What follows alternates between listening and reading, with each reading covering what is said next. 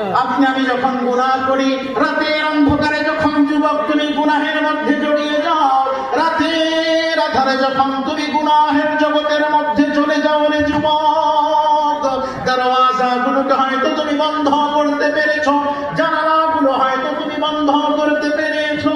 দরওয়াজা বন্ধ করবার মাধ্যমে মায়ের চোখে তালা লাগিয়েছো, বাবার চোখগুলো হয়তো তুমি বন্ধ করতে পেরেছো রে মুমিন।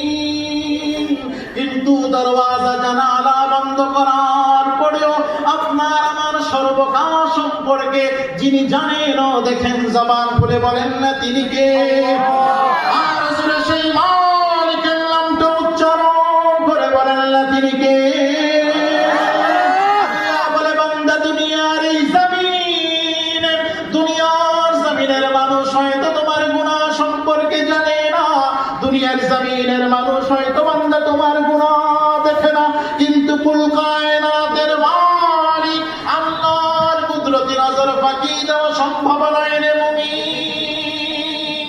এই কারণে রব বলে, বান্দা গুনাহ মুক্ত জীবন যদি বানাতে চাও, আমি রবের ভয়কে দিলের মধ্যে জাগ্রত করে নাও, আমি রবের তাকওয়াকে তুমি দিলের মধ্যে জাগ্রত করে নাও রে মুমিন। আমি রবের ভয় যদি তোমার দিলের মধ্যে জায়গা দিতে পারো, রব বলে, বান্দা যখন তুমি গুনাহের দিকে অগ্রসর হয়ে যাবে,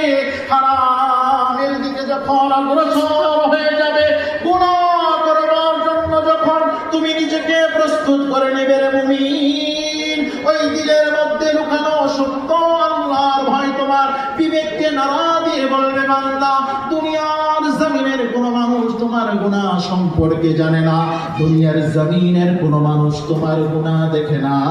কিন্তু দরওয়াজা জানালা বন্ধ করার পরেও তোমার গুনাহ সম্পর্কে যিনি দেখেন, জবান খুলে আবারও মহব্বতের সাথে সেই রবের নাম উচ্চারণ করে বলেন না তিনি কে?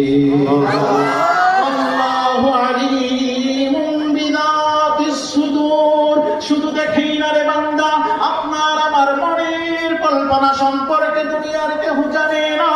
কিন্তু আল্লাহ রাব্বুল আলামিন বলে, বান্দা তোমার জবান দিয়েও কথা বলবার প্রয়োজন নাই রে মুমিন, দিলের মধ্যে তুমি যেই কল্পনা জল্পনা করো, আমি রব আল্লাহর কসম করে বলি, আল্লাহর কসম করে বলি, আমি আল্লাহ এতটাই আলিম,